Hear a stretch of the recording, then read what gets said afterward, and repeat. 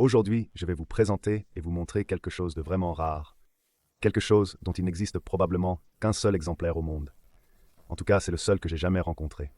C'est un objet que mon professeur avait fabriqué de ses propres mains et qu'il m'a ensuite transmis avec soin.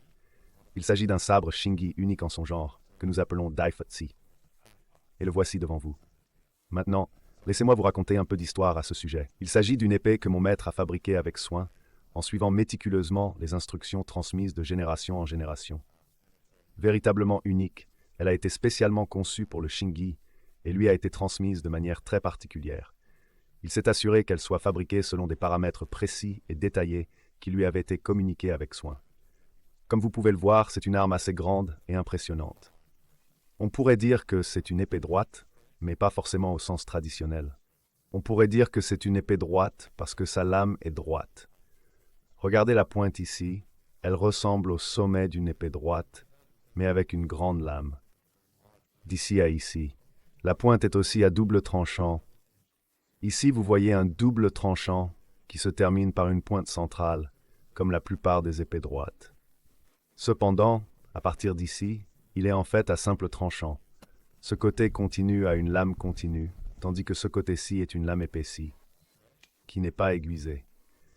Une colonne vertébrale en somme, comme celle que l'on trouve dans tous les sabres. Il s'agit donc d'une arme unique qui tente de combiner les aspects de la force du sabre et de la force du sabre droit. Elle n'a pas de tranchant courbé, donc dans ce sens, elle ne correspond pas à ce que serait un sabre. Une épée large est en général courbée et dotée d'un seul tranchant. Celle-ci possède un tranchant droit, ce qui simplifie certains aspects de son maniement. Vous pouvez observer que le garde-main est plus conforme à ce que l'on considère comme un garde-main standard, habituellement trouvé sur une épée large ou un sabre, qui est plutôt rond, large, en taille et en forme. Il a une forme de disque plat, bien qu'il ne s'agisse pas d'un disque pur, mais c'est quelque chose qui s'en rapproche de près. En outre, la poignée est allongée. Cette poignée est relativement longue comparée aux poignées standards, et même assez longue par rapport à une épée employée constamment à deux mains. En règle générale, pour une épée à deux mains par rapport à l'utilisateur, la poignée doit être environ de la longueur de la poignée, sans dépasser la pointe du coude. Elle se trouve donc dans la longueur de l'avant-bras. Tout dépend de la taille de l'utilisateur. Vous savez, il y a eu des histoires à propos de Li Tsunye. Li Tsunye est le célèbre maître Xingye Chuan de notre lignée directe. Il était constamment surnommé de Dundao Li, Single Saber Li. C'est parce qu'il était très doué avec une épée large, son arme préférée. Il l'a d'ailleurs utilisée lors de certaines attaques qui ont eu lieu pendant la période qui a précédé la rébellion des Boxers, et notamment la rébellion des Boxers. Nous reviendrons plus en détail sur Li Tsunye.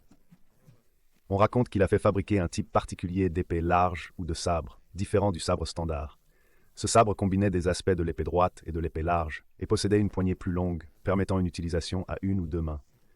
C'était précisément l'objectif de cette poignée prolongée, offrir une utilisation plus versatile. Son manche pourrait être un peu plus court que celui-ci. C'est difficile à dire car je n'ai jamais vu la réplique de l'épée utilisée par Li Tsunye. Il est possible que cette épée ait été modelée sur celle-là et transmise de la même manière à notre lignée. Mais cette poignée est assez longue. Comme je l'ai mentionné, dans le programme de l'épée Xingyi Jian ou Xingyi Straight, vous verrez que toutes les techniques de l'épée Xingyi peuvent être réalisées avec une seule épée ou une seule poignée. Je dois aussi refaire certaines parties de l'ouvrage pour qu'il soit utilisable à une ou deux mains ou les deux. C'est ce que vous voyez ici. C'est donc une arme unique. Mon professeur l'a fait recréer il y a longtemps. Il l'a fait fabriquer selon les spécifications reçues. C'est une pièce unique. Il n'y a pas d'autres exemplaires. Il l'a fait faire à l'époque. Vous pouvez le voir. Je la restaure un peu car elle s'est dégradée avec les années. Il y avait un peu de rouille ici et là sur différentes parties. La lame, comme vous pouvez le voir, a une teinte noire due à une forte corrosion. J'ai réussi à en nettoyer une grande partie, même si j'aime bien cette teinte car elle donne un aspect unique. Je continue cependant à nettoyer les zones nécessaires et à retoucher certains détails. Vous pouvez voir la poignée ici. Les chevilles qui traversent la poignée pour la maintenir. Sur la lame elle-même.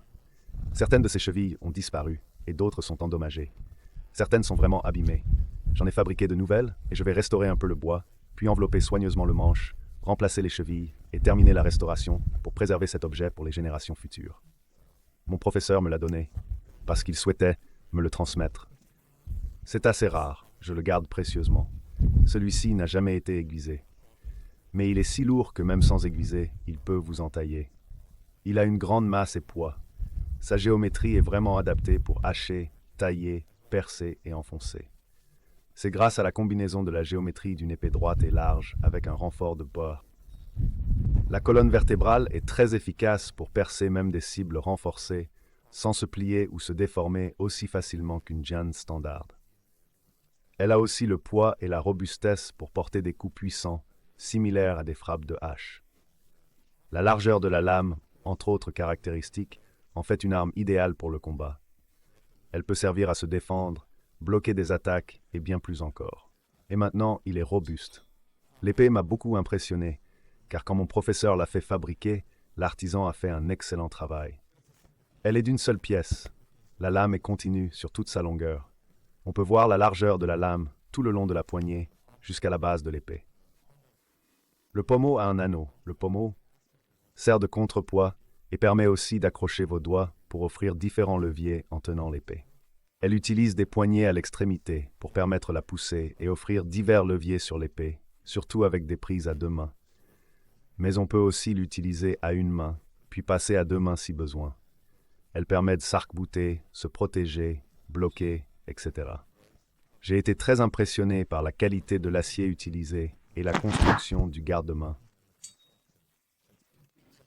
Le garde-main est très robuste et l'unité elle-même est solide. Donc vous savez, quand je l'aurai restauré, ce sera bien plus tard, je me contenterai de le réparer. Je vous ferai peut-être une autre vidéo. C'est une arme unique. Je n'ai pas dit son nom. Mon professeur l'appelle Daifatse, qui est une technique d'épée. Mais on lui a dit que cette épée s'appelait ainsi comme je l'ai mentionné. Je me sens extrêmement chanceux de l'avoir reçue, car c'est vraiment une pièce unique.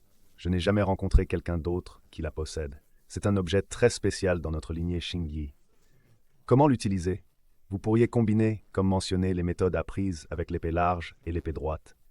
C'est donc une arme que l'on utilise après avoir maîtrisé ces deux armes plus courtes. Ensuite, appliquez ces méthodes de façon combinée selon votre personnalité et vos compétences avec ce Daifatse.